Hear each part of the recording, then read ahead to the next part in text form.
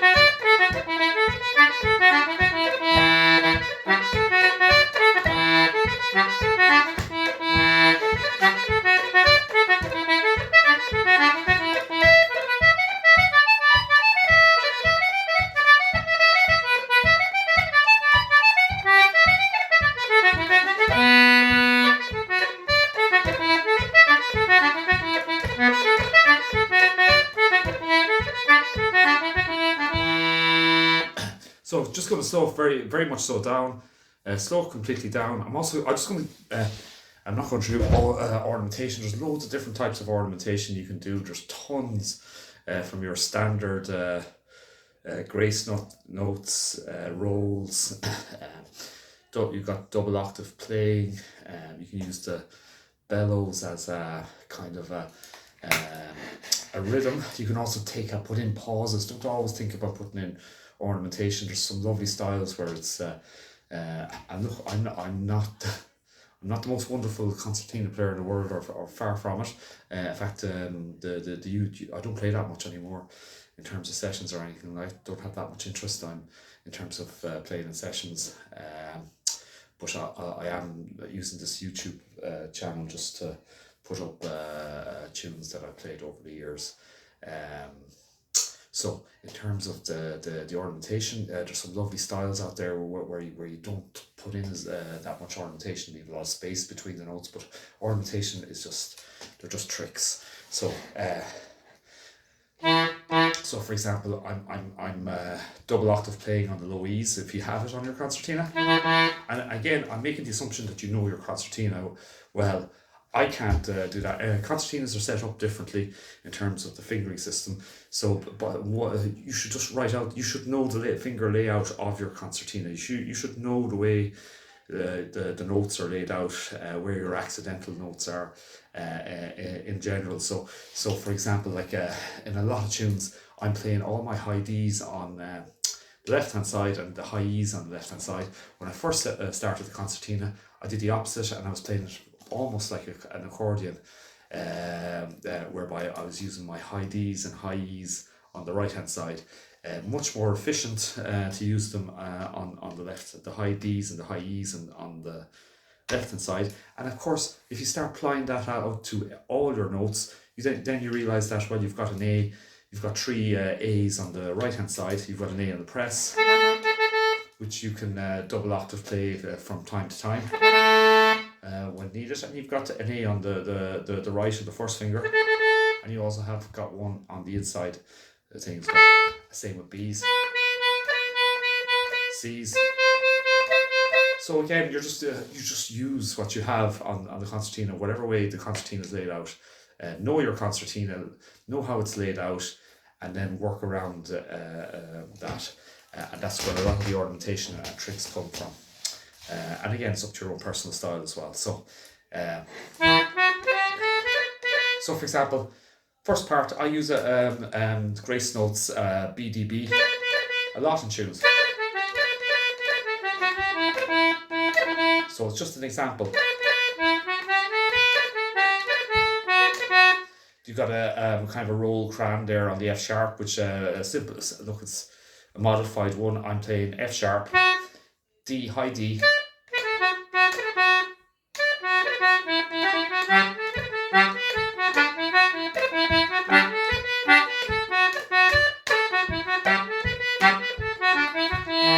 Kind of double octave vamping going on as well if you want to put it in there. I like the space in the notes as well, like instead of go.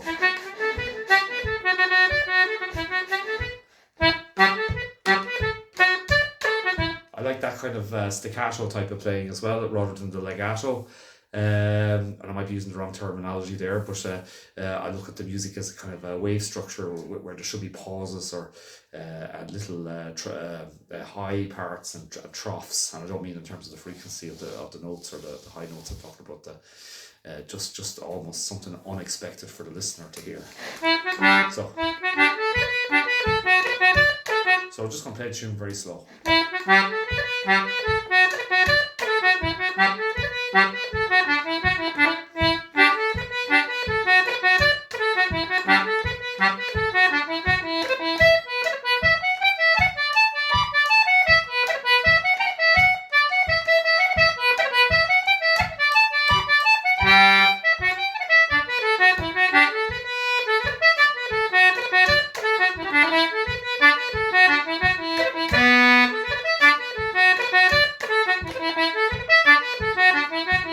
So on the second part, I'm using the B's in the press, and you can use the B's in the pull as well, which gives a different sound. But I'm using the B's in the press, and I'm putting in a grace note on the B in the press. Grace notes on the high G, which is.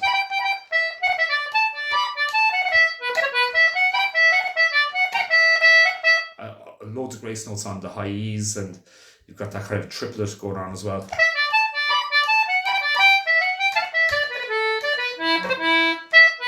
You can play the B's in the pull as well, which gives it a different sound.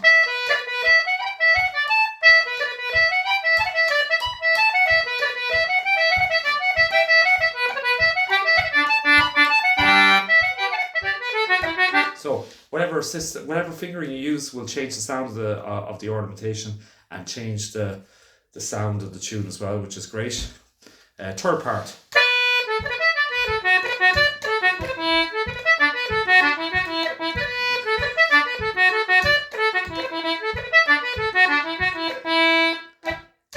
So you got the grace notes on the B.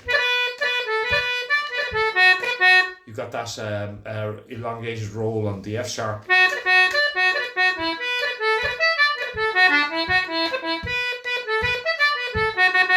You can also put in kind of sometimes, like, you know, if you put in a long ornament, it just sounds like a big jumble of notes. Instead of you could also do.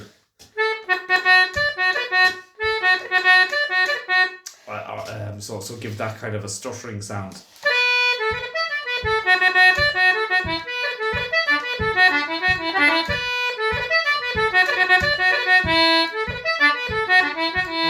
So now I'm not going to talk about any ornamentation. I'm just going to play it very, very slowly twice.